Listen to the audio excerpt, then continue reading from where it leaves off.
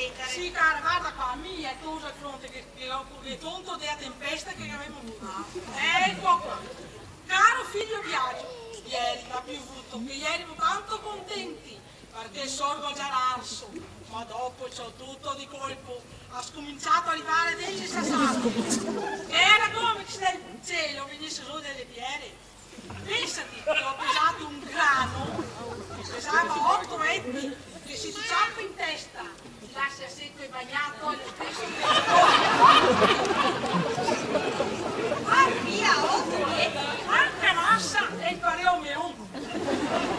Così, cara, si sono rotti tutti i cubi delle case, i pomodori dell'orto qui su cui è assaiato. I grani hanno centrato anche le galline che era in corte che rusmavano senza pensieri e le hanno copatte. Era un grano, poveretto, dai la goccia. Beh, chi dice che gabbia la botte perché mangia mai? O che bevi massa qui. Comunque ci è cascato un grano proprio preciso sul piede adorato e la botta è stata crocifissa che ha caidato mezza giornata. Finché lo hanno portato all'ospedale e lo hanno ingessato che adesso mi pare una sorpresa ma senza spaghi.